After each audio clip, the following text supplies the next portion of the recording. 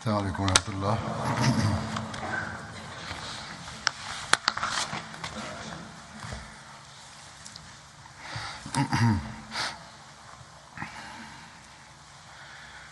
أشهد أن لا إله إلا الله وحده لا شريك له وأشهد أن محمدا عبده ورسوله أما بعد فأعوذ بالله من الشيطان الرجيم بسم الله الرحمن الرحيم الحمد لله رب العالمين الرحمن الرحيم مالك يوم الدين إياك نعبد وإياك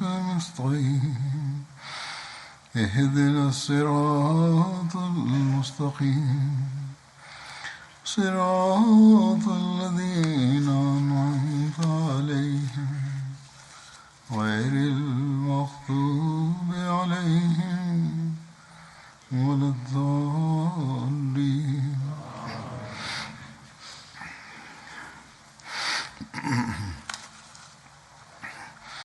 Bismillahirrahmanirrahim. Hazur kaže, ashaba kojeg ću danas da spomenem je Hazreti Musa bin Umeir radijallahu anhu.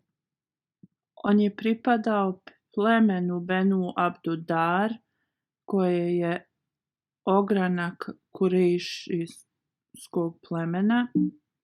Njegova titula je bila Ebu Abdullah, a u drugom hadisu se spominje kao Ebu Muhammed. Umeir bin Hašim je bio njegov otac.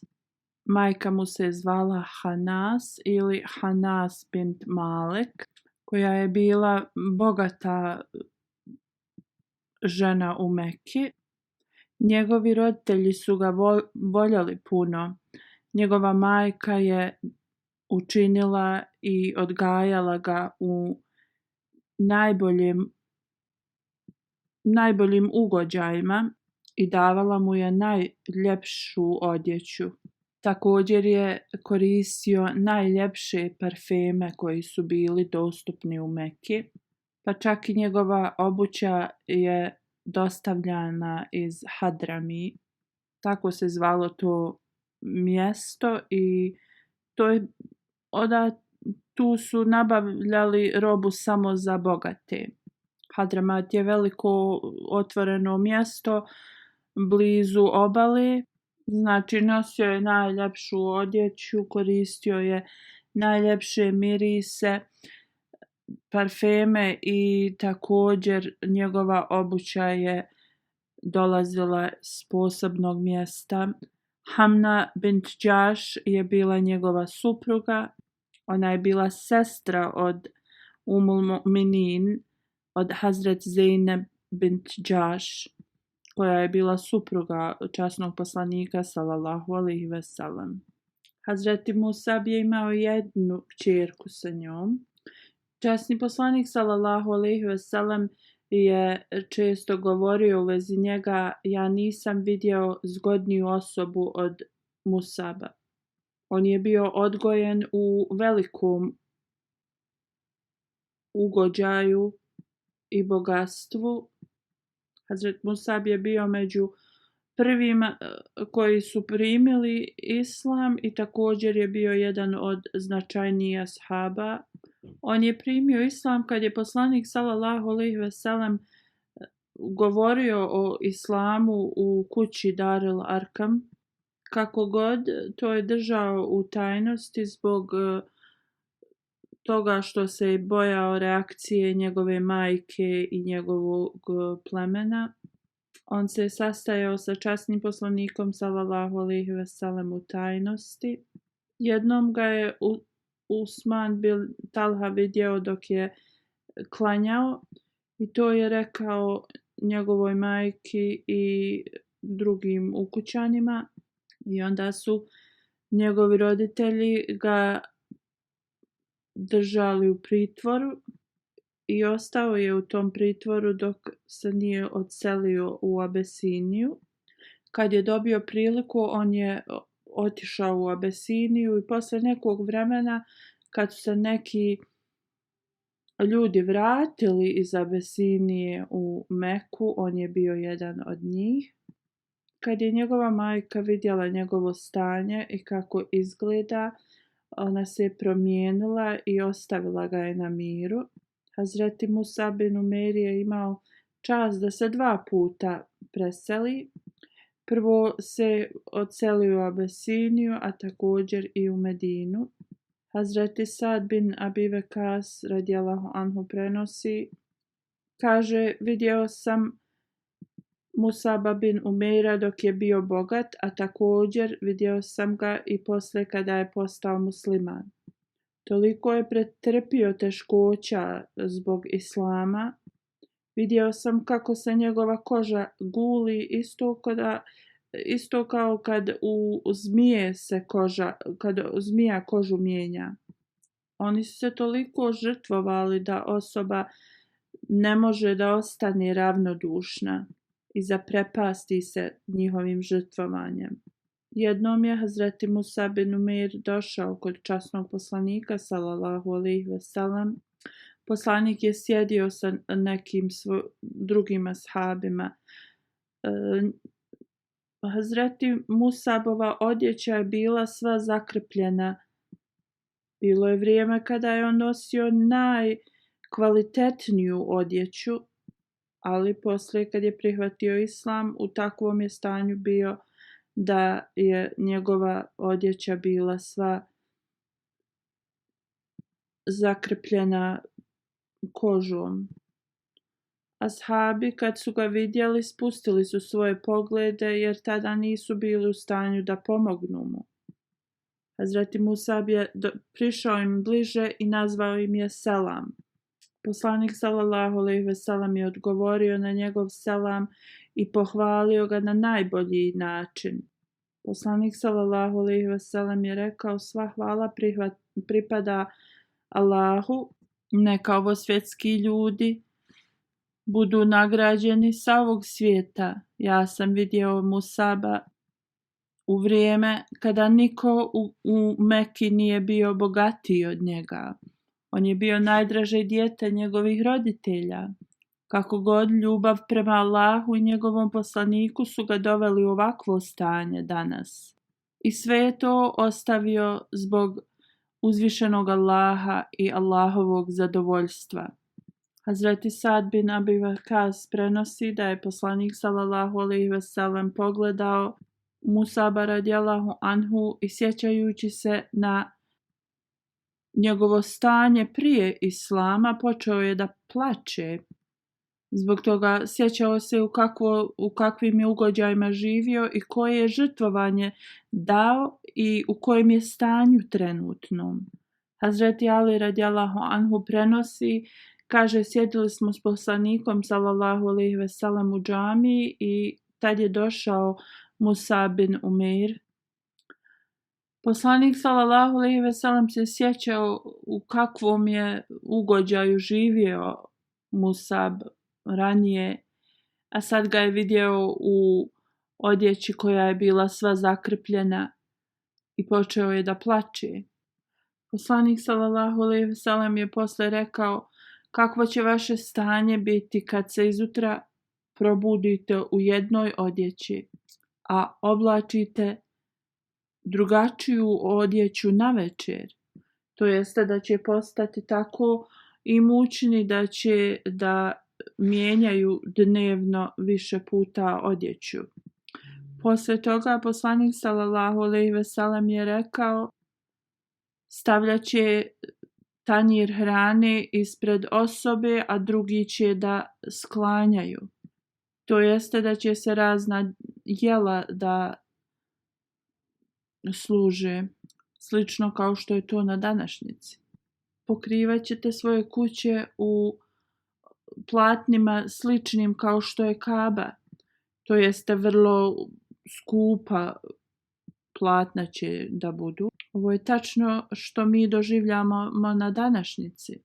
Ashabi su rekli: o Allahov poslaniče, sallallahu alejhi ve sellem, da li će tada nama biti bolje nego što nam je danas i da li ćemo mi imati vremena da klanjamo namaze? Ashabi su pitali: u takvom bogatstvu i takvoj situaciji, da li će oni imati dovoljno vremena za obožavanje? Poslanik sallallahu alejhi ve sellem je odgovorio: vama je bolje danas nego njima u to vrijeme. Vaše stanje, vaš standard, vaši namazi su mnogo većeg statusa nego od onih koji će doći poslije vas. Hazur kaže: ja sam spominjao migraciju u Abesiniju dok sam govorio o drugim ashabima, kako god i danas ću da ukratko to spomenem. U vezi ovoga Hazreti Mirza Bashir Ahmed Saheb u knjizi Sirat Hatamun Nebin govori u mjesecu Redžepu 11 muškaraca i 4 žene su se odselili u Abesiniju. Hazreti Musa bin Umeir je bio jedan od njih. Hazreti Mirza Bashir Ahmed kaže: vrlo je začuđavajuće da svi ovi ljudi su bili iz bogatih porodica, a siromašnih je bilo vrlo malo. On kaže: ovo nam govori dvije stvari, da čak i ovi najbogatiji u Meki nisu bili zaštićeni od progona, a drugo nam govori da ovi koji su bili robovi i koji su bili siromašni, da oni nisu imali izlaza i oni su bili u takvom stanju da nisu mogli ni da se preseli. I kad su Kurejšije dobili informacije o ovom preseljenju, oni su bili vrlo uznemireni zbog toga što su im ovi ljudi pobjegli. I onda su krenuli za njima i nastavili su da ih progone i tu. Kada je bio prvi bejat, zakletva na Akbi, 12 ljudi je došlo iz Medine da daju zakletvu časnom poslaniku sallallahu alejhi ve sellem. Kada su krenuli nazad u Medinu, časni poslanik sallallahu alejhi ve sellem je poslao Musab bin Umeir sa njima da bi ih učio časnom Kur'anu i u vezi islama. Bio je poznat u Medini kao Kari en Mukri, to jeste bio je poznat kao učitelj. Prema drugom hadisu, ljudi iz Aus i Hazrađ plemena su otišli kod poslanika sallallahu alejhi ve sellem i tražili su da im da nekoga da ih uči časnom Kur'anu. I onda je poslanik sallallahu alejhi ve sellem poslao Musa bin Umeir radijallahu anhu. On je boravio u kući Hazreti Asa bin Zarara u Medini. Također je predvodio namaz. Ostao je dugo vrijeme u kući Hazreti Asa bin Zarara. Poslije je otišao u kuću od Hazreti Sad bin Muaz. Hazreti Bara bin Azib prenosi: prvi muhađiri koji su došli u Medinu je bio Musa bin Umeir i Hazret Ibni bin Maktub. Kad su došli u Medinu, počeli su da nas uče časnom Kur'anu. Onda je Hazreti Amar, Bilal i Sad također došli. Onda Hazreti Umar bin Hatab i još neki ashabi. I onda je i časni poslanik sallallahu alejhi ve sellem došao. On dalje govori: nisam nikad vidio više sretnije ljude u Medini osim dana kad je poslanik sallallahu alejhi ve sellem stigao. A dječaci i djevojčice su govorili: ti si Allahov poslanik, dođi nama. Hazreti Mirza Bashir Ahmed Sahib piše u vezi Hazreti Musab bin Umair radijallahu anhu u Sirat Hatam Nebin. On kaže: oni koji su prihvatili islam u Dari Arkam, oni se smatraju kao pioniri, prvi ljudi koji su prihvatili islam. Od njih najpoznatiji su Musab bin Umair, koji je iz Benu Abdedar. On je bio vrlo zgodan i njegova porodica ga je volila puno. Ovo je isti mladi čovjek koji je poslan u Medinu kao misionar, i to prije migracije muslimana, i kroz njega se islam proširio u Medini. Zabilježeno je u knjizi Život poslanika sallallahu alejhi ve sellem da je Hazreti Musab bin Umair radijallahu anhu predvodio džumu u Medini. Hazreti Musab bin Umair je tražio dozvolu od časnog poslanika sallallahu alejhi ve sellem na drugom bejatu na Akbi da počne da klanja džumu u Medini, i poslanik sallallahu alejhi ve sellem mu je dao tu dozvolu. Prvu džumu je klanjao u kući od Hazreti Sad bin Hajsema, gdje 12 ljudi iz Medine su učestvovali, i tog dana je također zaklao kozu. Hazreti Musa bin Umair je bio prva osoba u islamu koja je klanjala džumu, koja je predvodila džumu. Kako god ima drugi hadis da Hazreti Ebu Umama Asad bin Zurara je bio prva osoba koja je predvodila džumu u Medini. Kako god, Hazreti Musa bin Umair je bio prvi misionar tu. Hazreti Musa bin Umair sa Asad bin Zarara je išao po Medini i propovijedao je islam ljudima. Mnogi ljudi su prihvatili islam zbog njegovog truda i njegovog govora o islamu. Od tih ljudi neki su izdvojeni ashabi kao što je bio Sad bin Muaz, Hazreti Ibad bin Bishr, Hazreti Muhammed bin Maslama, Hazreti Huseid bin Uzair, tako dalje. Hazreti Mirza Bashir Ahmed Sahib piše dok spominje njegov trud u propovjedanju islama. Dok su napuštali i vraćali se u Medinu, ovih 12 novih muslimana pitali su poslanika da im da učitelja da ide s njima. Rekli su: koji može da nas podučava islamu i također našu braću koji su i dalje mnogobožci.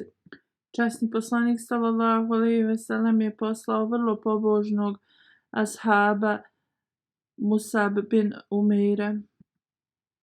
Osoba koja propovijeda vjeru u to vrijeme se zvao Kari ili Mukrib, jer njihov posao u to vrijeme je bilo da uče Kur'an drugima, i to je bio najbolji način propovijedanja vjere.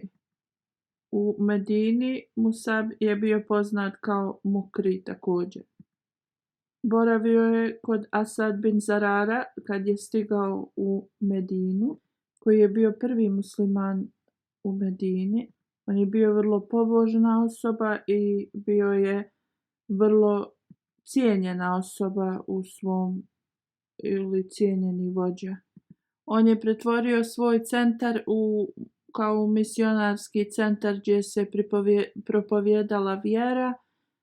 Asad bin Zarara je predložio poslaniku sallallahu alejhi ve sellem da u Medini Musab bin Umeir predvodi džumu zbog toga što u Medini ljudi su živjeli mirnim životom poredeći prema Meki i poslanik sallallahu alejhi ve sellem je rado to odobrio i ovako su muslimani počeli svoj život kao jedna zajednica koja je ujedinjena. Blagoslov je bio takav da u kratko vrijeme u svakoj kući islam je postao popularan u Medini. Aus i Hazreć pleme su počeli vrlo brzo da primaju islam. U nekim slučajevima cijelo pleme bi istog dana prihvatilo islam. Tako Benu Abdel Ašl pleme je također prihvatilo islam na ovakav način i postali su muslimani odjedanput. Ovo je vrlo poznata ogranak ensarijskog plemena Aus. Asad bin Muaz je bio poglavica za to pleme. Ne samo da je on bio glavni za Abdul Ašl pleme, ali je bio također vođa cijelog Aus plemena. Kad je islam postao popularan u Medini, Sad bin Muaz to mu se nije svidjelo i pokušao je da to zaustavi. Prije nego što je prihvatio islam, Hazret Sad bin Muaz je bio veliki protivnik, ali je imao blisku vezu sa Asad bin Zurara. Oni su bili rođaci i Asad je postao musliman. Zbog toga Sad bin Muaz nije direktno se suprotstavio njemu da ne bi ispao neki konflikt. Rekao je Useidu bin al-Huzeiru, svom rođaku, rekao je: stidim se da nešto kažem zbog Asad bin Zarara, jer je on postao musliman, jer i on pomaže da se ta poruka širi, i rekao mu je: ti odi i zaustavi Musaba. Umjesto da zaustave Asad bin Zarara, oni su odlučili da zaustave Musab bin Umeira radijallahu anhu, i također je rekao: reci Asadu da ovakav život nije u redu. Usejd je također bio vrlo poznata osoba ili kao neki vođa plemena. Znači on je bio poslije Sada bin Muaza po značenju ili po tom nekom redoslijedu vođa, on je bio sljedeći. I poslije razgovora sa Sad bin Muazom, on je otišao kod ove dvojice. Rekao je ljutito Musabu: zašto ti odvraćaš naše ljude od religije? Prestani to raditi ili će biti loše po tebe. Prije nego što je Musab mogao da odgovori, Asad je vrlo lijepo rekao Musabu: on je vrlo moćna osoba u njegovom plemenu. Razgovara s njim na najbolji način. Musab je predložio i rekao mu na lijep način: nemoj da galamiš. Sjedi i razmisli o onome što ti želim da kažem. On se složio s ovim prijedlogom i sjeo je. Musab mu je učio Kur'an i govorio mu je o islamu. Usejd je postao toliko dotaknut tim da je odmah prihvatio islam. Rekao je: postoji čovjek iza mene, i ako on prihvati islam, naše kompletno pleme će prihvatiti islam. Rekao im je da sačekaju i otišao je, i onda je našao neki izgovor i poslao je Sada bin Muaz kod Musa bin Umeir i Asad bin Zarara. Sad bin Muaz je došao kod Asad bin Zarara i rekao mu ljutito da on koristi svoj položaj na pogrešan način i da to nije u redu. On mu je rekao, ja ako šutim zbog ovoga, to je jedino što smo rodbina. Ali nemoj to da uzmeš na pogrešan način. Musab kao i prije na isti način ga je zamolio da sjedi, da sasluša šta ima da kaže i rekao mu je ako ti imaš išta protiv toga, onda ti to možeš da odbaciš. I sad je rekao u redu, ovo je očigledno u redu da vas saslušam. Na isti način Musab je učio Kur'an i govorio mu o islamu. I Hazret Sad bin Muaz je također vrlo brzo primio islam. I tako prema tradiciji Sad se okupao i onda je uradio kelmu i šehadet. Poslije Sad bin Muaz i Usaid bin Huzair su otišli kod svog naroda iz svog plemena i Sad ih je upitao na vrlo specifičan arapski način. O Beni Abdul Ashal, šta vi mislite o meni? Svi su zajedno odgovorili, ti si naš vođa i ti si sin našeg vođe. Mi imamo potpunu vjeru u tebe. Sad je onda rekao, onda ja nemam ništa s vama dok vi ne povjerujete u Allaha i njegovog poslanika. Poslije toga Sad je objasnio učenje islama i nije se ni smračilo dok su cijelo pleme je prihvatilo islam. Sad radijallahu anhu i Usaid radijallahu anhu su polomili idole koji su pripadali njihovom narodu. Sad bin Muaz i Usaid bin Hudair radijallahu anhu koji su taj dan primili islam. Oni su ubrojani među najistaknutijim ashabima. Hazreti Mirza Bešir Ahmed Sahib dalje govori i od Ensarija, oni su zaista posjedovali veliki, veličanstveni status. Sad bin Muaz je dobio istu poziciju među Ensarijama kao što je Ebu Bekr radijallahu anhu među muhađirima. Ovaj mladi čovjek je bio veliki predanik islamu i poslaniku sallallahu alejhi ve sellem, imao je ogromnu ljubav prema njima. On je bio vođa plemena i također imao veliku inteligenciju. On je dobio toliki status u islamu, ne samo neki status koji su drugi ashabi dobili, ovo je bio jedan veliki status.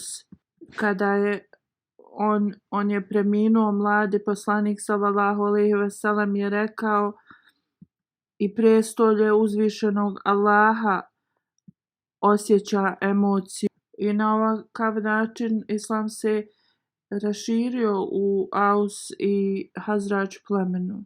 Ovo je preplašilo Jevreje, ovaj način širenja islama, i oni bi govorili, Bog samo zna šta će se desiti. Mnogi ljudi su prihvatili islam zbog Musa bin Umeir u 13. hidžretskoj u vrijeme hadža. Doveo je delegaciju od 70 ljudi u Meku. Hazreti Mirza Bešir Ahmed Sahib piše u Sirat Hatamun Nebijin. On piše u te godine 13. hidžretske, kad su došli u Meku na hadž, mnogi ljudi iz Medine su došli, ali od njih je bila grupa od 70 ljudi koji su bili muslimani ili neki su željeli da postanu muslimani. Među njima je također bio Musa bin Umeir i njegova majka je saznala da je on došao. Ona je bila nevjernica ali ona je puno volila Musaba. Ona mu je poslala poruku da prvo da dođe da je vidi i onda neka ide gdje god hoće. On je odgovorio, ja još nisam se sastao sa poslanikom sallallahu alejhi ve sellem. Doći ću kod tebe poslije kad se sastanem s njim. Prvo je otišao kod poslanika sallallahu alejhi ve sellem, rekao mu situaciju i stanje i onda je otišao kod svoje majke. Kad je vidjela da nije došao prvo kod nje, postala je tužna i kad je došao kod nje, ona je počela da plače i da se žali. Musab je rekao, majko, reći ću ti nešto vrlo lijepo što će imati puno koristi, ti ćeš imati puno koristi od toga i stavit će tačku i kraj svim našim nesuglasicama. Ona je pitala šta je to. On je rekao da ti ostaviš idole i postaneš muslimanka i da vjeruješ časnog poslanika sallallahu alejhi ve sellem. Ona je bila čvrsta u svojoj vjeri i rekla je, kunem se zvijezdama, nikada neću postati dio tvoje religije. I onda je dala znak svojim rođacima da ga uhvate, ali on uspio da pobjegne od njih. Hazur kaže, ostalo je još stvari koje želim da kažem u vezi Hazreti Musab bin Umeira, ali pošto imam da klanjam 2 dženaze u odsustvu, onda ću ovdje da se zaustavim u vezi Hazreti Musab bin Umeira. Iako Bog da, nastavit ću na sljedećoj hudbi da govorim o njemu. Prva dženaza je od cijenjenog Malik Munawar Ahmed Javad Saheb, koji je bio sin od cijenjenog Malik Muzaffar Ahmed Saheba. Preminuo je 22. februara u 84. godini, na lillahi ve inna ilaihi rađiun. Zaista smo Allahovi, njemu se vraćamo. Bolovao je od neke bolesti jetre dugo vremena i poslije 10 dana u bolnici on je preminuo. On je bio musi, iza sebe ostavlja suprugu, 4 sina i 2 kćerke.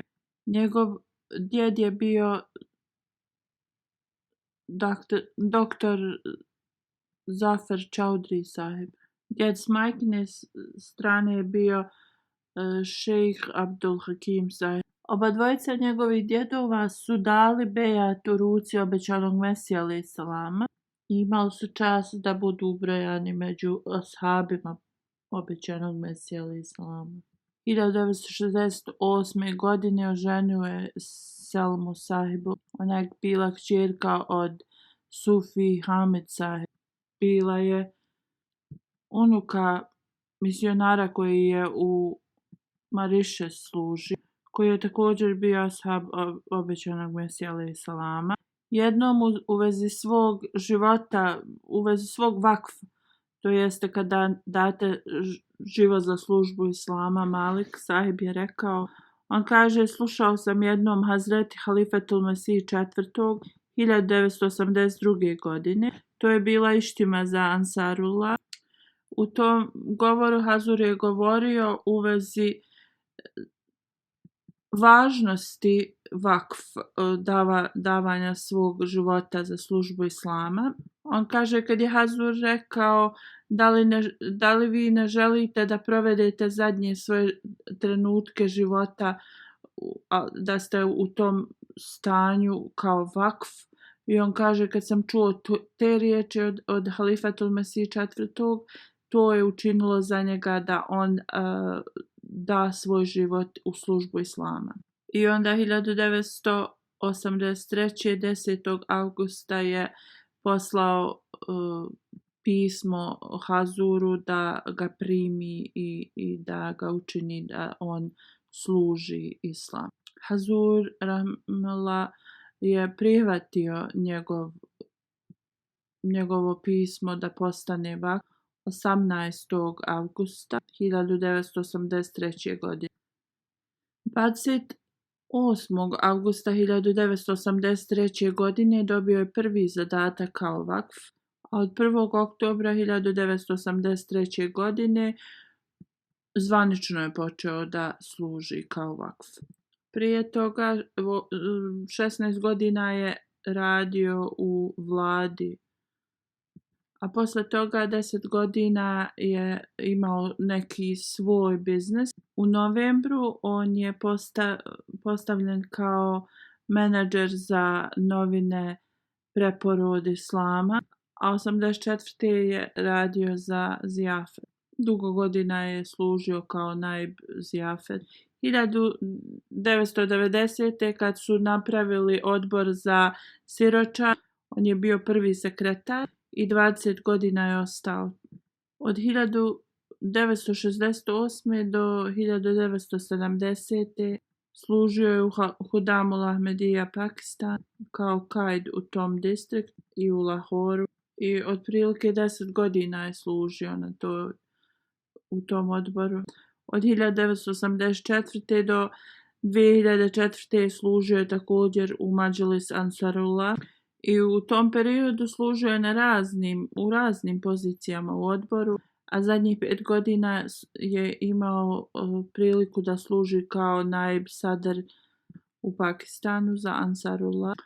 On kaže dok je služio u vladi, jedan od tih ljudi koji je radio u njegovom uredu bi dovodio ove islamske učenjake i doveo jednom nekog vrlo poznatog učenjaka u Pakistanu i da oni kao imaju debatu s njim uvijek u vezi islama.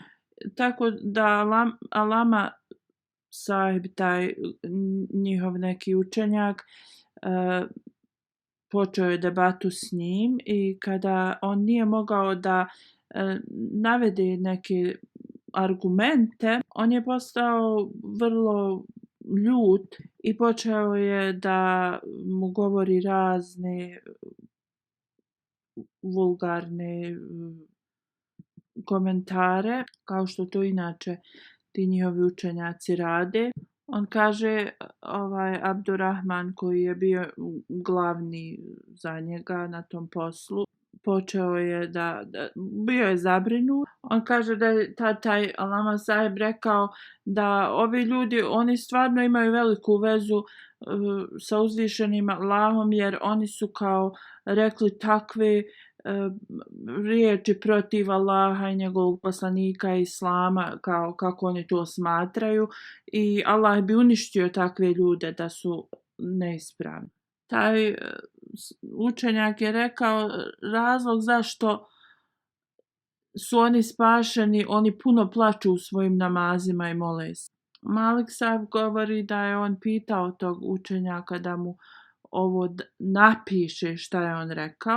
On me je pitao zašto ja želim to i rekao mu je na Punjabi jeziku, ako ja to dam, onda ćeš ti to sutra objaviti u novinama. I onda taj učenjak nije ništa drugo mogao da kaže osim da uvijek, zato što se Ahmedi muslimani uvijek predano mole iskrušeno uzvišenom Allahu, uvijek su zaštićeni. Da uzvišeni Allah otvori njihove oči prema istini i da Allah zaštiti tu naciju i te načine na koji ih odvode od istine.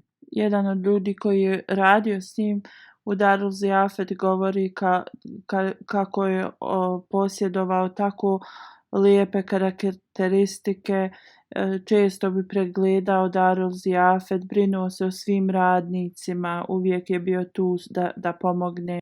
Bio je informisan o svemu i uvijek bi pomagao šta je god bilo u njegovoj moći tim ljudima koji su radili tu. Nedin Sahib, koji je njegov zet, govori da ga je uvijek savjetovao da klanja svoje namaze, da ima veliku ljubav prema hilafetu i prema službi vjere. On kaže kad se je penzionisao, htio je svoju članarinu da udjeljuje prema svojoj penziji.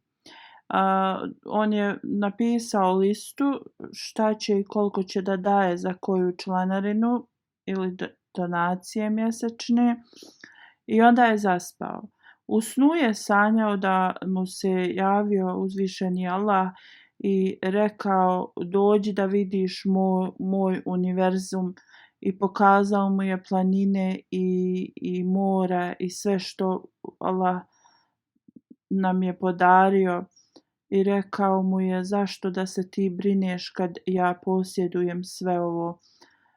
On kaže ja tad kad sam se probudio odjedanput sam donio odluku da ja ne smanjujem svoju mjesečno davanje.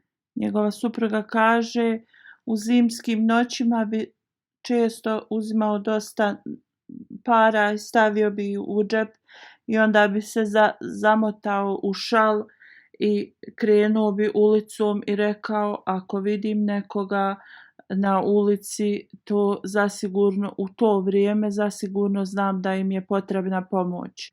Jedan dan je sreo neku osobu koji je bio puno zabrinut i rekao je da je njegova majka bolesna, a on nemao uopšte novca da joj pomogne. Malik sahib mu je dao sve pare koje je imao uza se i vratio se kući. Osoba koja je radila s njim u zijafetu kaže da nekada smo imali previše gostiju kojima nismo mogli dati smještaj svima i neki bi dolazili i koristili bi malo nezgodne riječi, ali on je uvijek to slušao sa osmijehom i nekada bi sklapao svoje ruke i tražio oprost od tih ljudi. Neki gosti kojima se on izvinjava, oni su bili isto vršnjaci njegove djece, ali on bi dalje se izvinuo njima.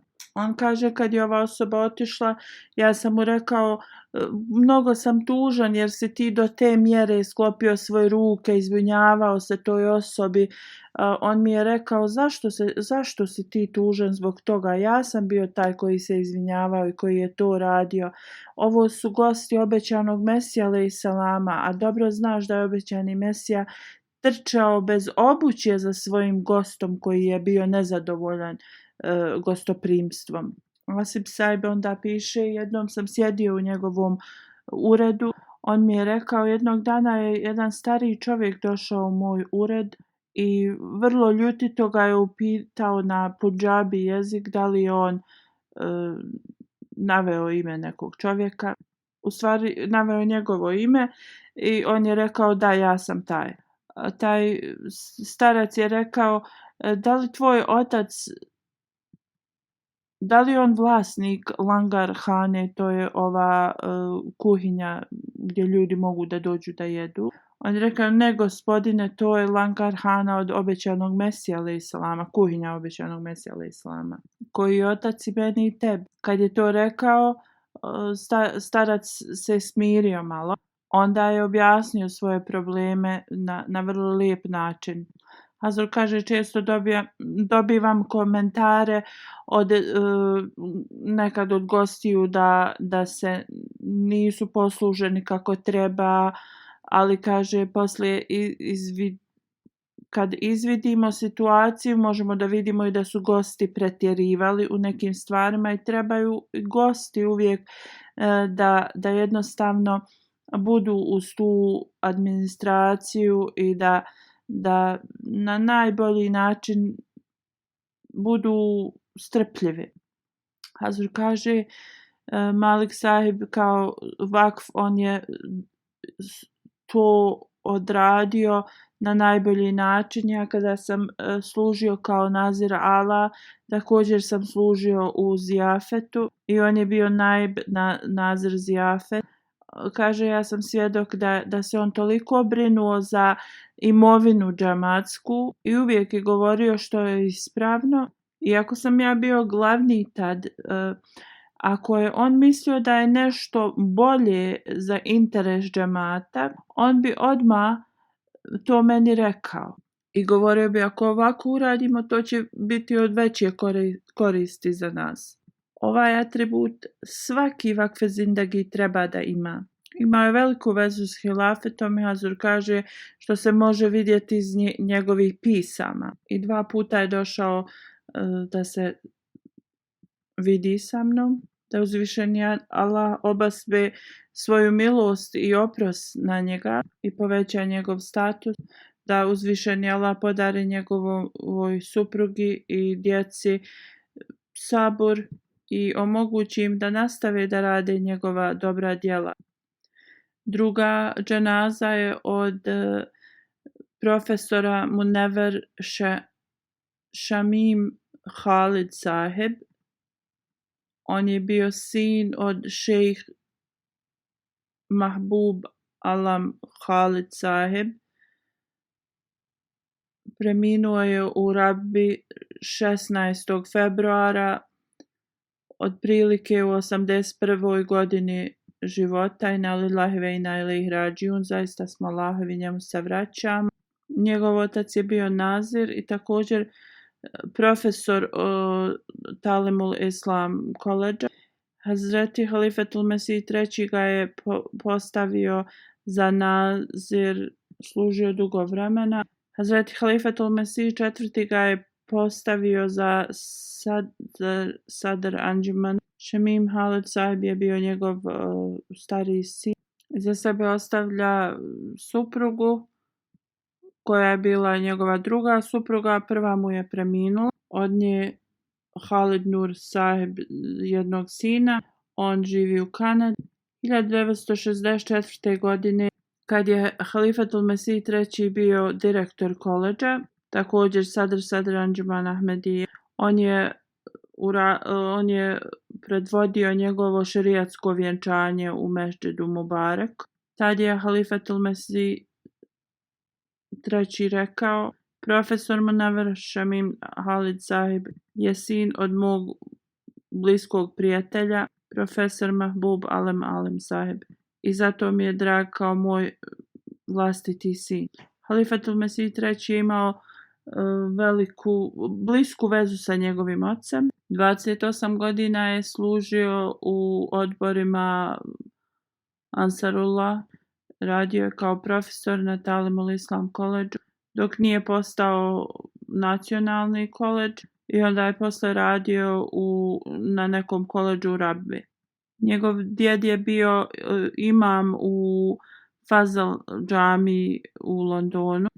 Njegova druga supruga govori da je posjedovao mnoge kvalitete, ali izdvojeni su ljubav i predanost prema halifi i pokazivanje poslušnosti, potpune poslušnosti halifi. Slušao bi Hazurove hudbe redovno i uvijek bi pisao komentare od iz ovih hudbi. Bio je redovan u svojim namazima i u postu. Klanjao bi tahadžud i također 5 dnevnih namaza u džematu. Kad je bio bolestan, prestao je ići u džamiju da klanja namaz u džematu. Bio je vrlo tužan radi toga i bio bi predvladan velikim emocijama radi toga. Trpio je kroz svoju bolest sa velikim saburom i nije nikada pokazivao svoje zaista stanje kako mu je bilo. Umjesto toga uvijek je govorio alhamdulillah, to jeste da sva hvala pripada Allahu. Uvijek je sa najvećom iskrenošću služio svoju vjeru, sa velikim zadovoljstvom, i bio je uvijek dobar prema svima.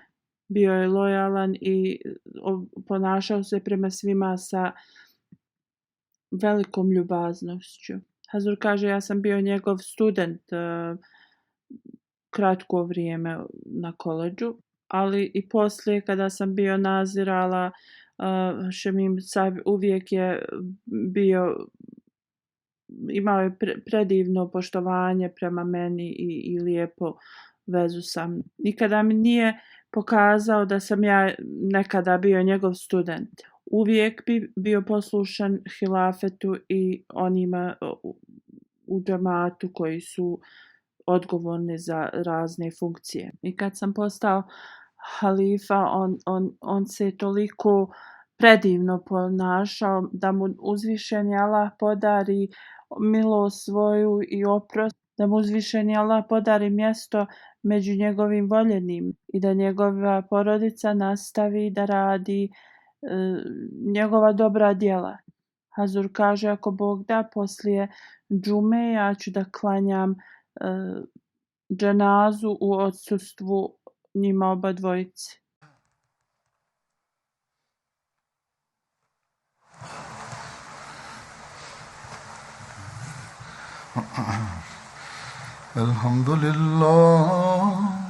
الحمد لله نحمده ونستعينه ونستغفره ونؤمن به ونتوكل عليه ونعوذ بالله من شرور أنفسنا ومن سيئات أعمالنا من يهده الله فلا مضل له ومن يضلل فلا هادي له ونشهد أن لا إله إلا الله ونشهد أن محمدا عبده ورسوله عباد الله رحمكم الله إن الله يأمر بالعدل والإحسان وإيتاء ذي القربى وينهى عن الفحشاء والمنكر والبغي يعظكم لعلكم تذكرون اذكروا الله يذكركم وادعوه يستجب لكم ولذكر الله أكبر